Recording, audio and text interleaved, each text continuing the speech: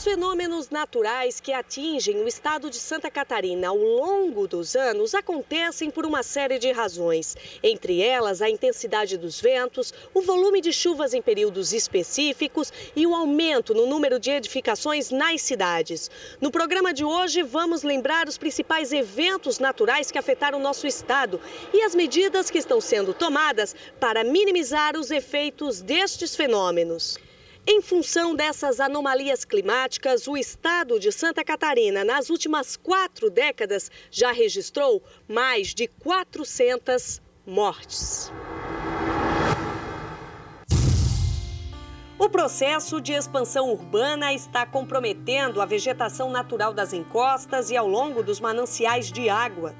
Hoje, por causa dos desmatamentos, encontramos uma vegetação secundária rala, que não possibilita a proteção adequada do solo.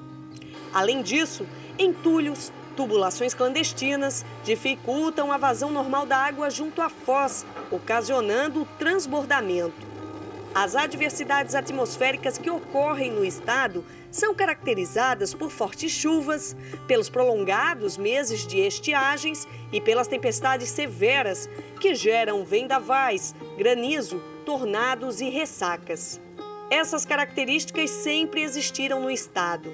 No município de Blumenau, há registro de inundações desde meados do século XIX, que resultaram no transbordamento do rio Itajaiaçu. Na época, as consequências não foram tão alarmantes como as atuais, em virtude da baixa densidade populacional. Existe a falta de conscientização das pessoas que deveriam observar as faixas laterais dos rios, as áreas de preservação e também ter um pouco mais de cuidado quanto ao depósito de lixo nas margens, ou muitas vezes o pessoal joga dentro dos rios também. Então esse problema ele vem se agravando com o passar do tempo. E tem se visto agora que de ano a ano as enchentes são maiores. Há anos a população catarinense sofre com os eventos climáticos. Além das estiagens que afetam principalmente a região oeste do estado, as enchentes e os vendavais têm provocado grandes estragos. 1974. 65 mil desabrigados na inundação que atingiu principalmente o sul do estado. 199 pessoas morreram.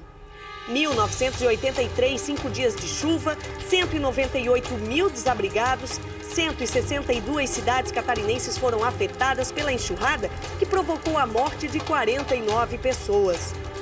No ano seguinte, 1984, 70 mil pessoas ficaram desalojadas e 16 morreram.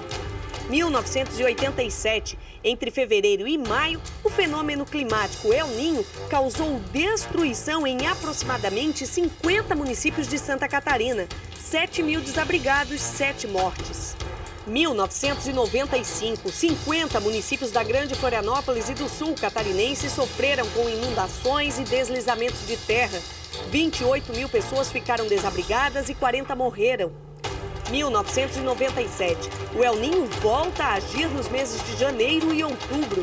Foram 23 mil desabrigados e 9 vítimas fatais. Em 2004, um furacão atingiu o sul de Santa Catarina e o nordeste do Rio Grande do Sul, provocando ventos de até 180 km por hora. Foram mais de 15 mil desabrigados e 2 mortes. A primeira mesmo foi em 74, mas antes já teve, quando não tinha essas casas aqui, ia de trilho a trilho a água. Mas a de 74, 84 e 88, depois as outras, foram os menores. Mas a maior mesmo foi a de 74. Mas foi em novembro de 2008 que Santa Catarina viveu uma das maiores catástrofes naturais do estado. A tragédia deixou 80 mil desabrigados e 126 mortes. Foi o desastre natural que fez mais vítimas fatais no estado desde a enchente de 74, quando 199 pessoas morreram.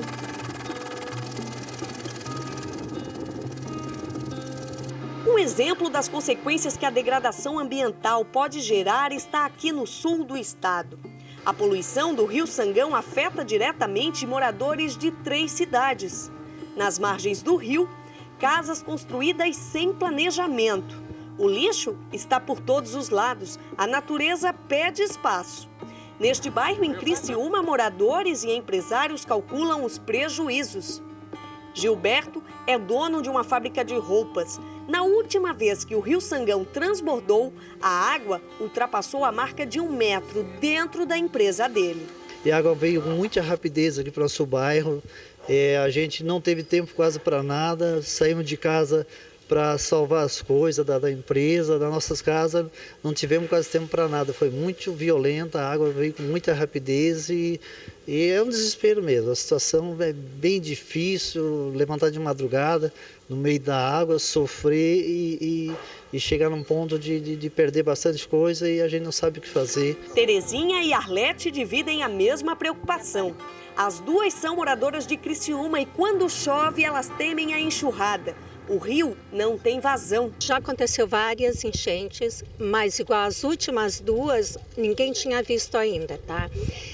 O que aconteceu foi uma enchente super rápida que não deu tempo para tirar nada, a maioria só saiu com a roupa do corpo. Construir as coisas e ver perder tudo assim não é fácil, né? Não foi só eu, como todos os vizinhos aqui, quase todo mundo perdeu tudo.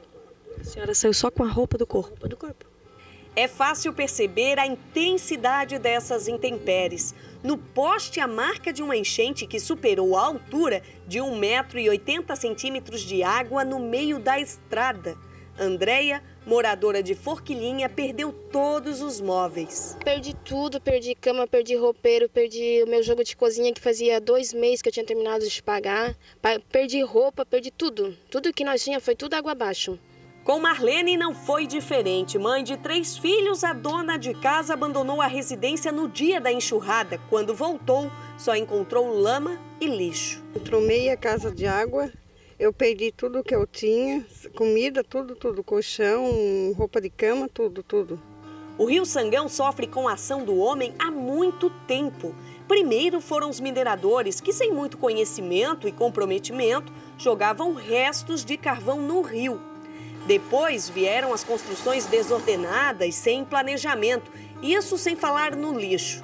Criciúma, Forquilinha, Siderópolis, 3 municípios que enfrentam a fúria de um rio castigado. A gente é colono, né?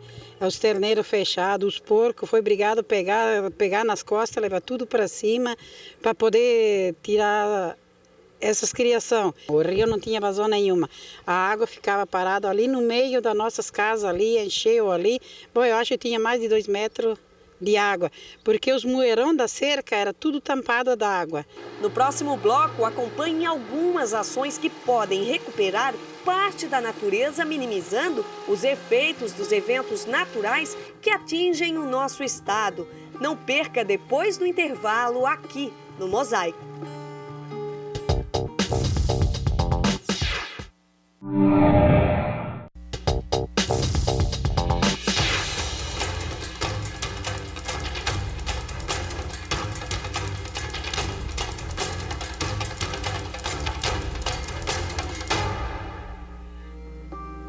Estiagens, enchentes, furacões. Os catarinenses tentam reverter as consequências da degradação.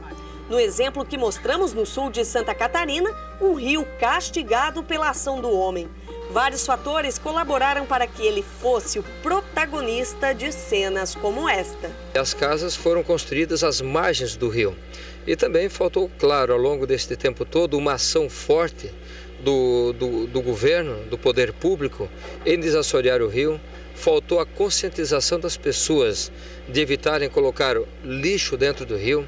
E nós já retiramos mais de 20 mil metros cúbicos de xilame dentro do rio, mas também retiramos aqui pneus, nós tiramos capuz de carro, restos de móveis de dentro de casa, sacolas de lixo, e tudo isto contribuiu para assorear o Rio Sangão, para estrangular a vazão da água e, consequentemente, provocar inundações nas casas. Dor para quem perde, sofrimento para quem enfrenta a revolta da natureza.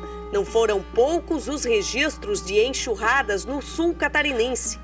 Momentos de desespero e solidariedade. Na hora de estarmos atuando, o cara tem que ser profissional, mas o cara sente por dentro, é complicado ver as pessoas saindo só com a roupa do corpo, porque essa foi à noite, ela encheu na parte da noite, né, de sair de manhã só com a roupa do corpo ainda molhada, então é bem complicado. Pequenas ações podem gerar grandes resultados e se a união faz a força, é hora de começar.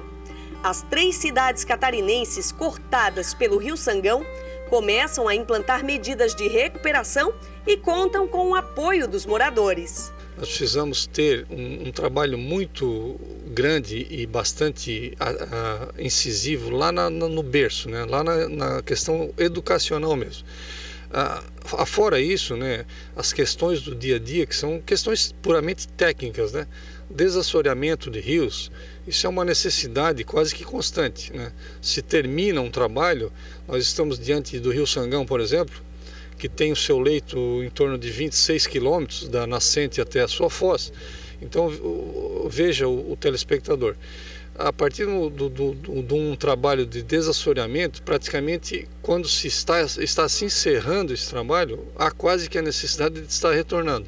Então esse trabalho é um trabalho que é fundamental, necessário e ele deve ser praticado constantemente. O trabalho está sendo grande, bem feito, a população aos poucos vai se conscientizando, vai vendo que é importante, né? E não é um trabalho de um dia só, vai ser um trabalho constante, vai ser um trabalho permanente, né? Da Defesa Civil Municipal, da estadual, mas a municipal aqui, nós aqui em Siderópolis, em cada município, é importantíssima a ação da prefeitura para que ao longo do tempo a gente consiga ficar dependendo única e exclusivamente da natureza. Organizações não governamentais, comunidade e autoridades políticas que tentam reverter o quadro. Siderópolis, Forquilinha e Criciúma trabalham na recuperação de áreas condenadas.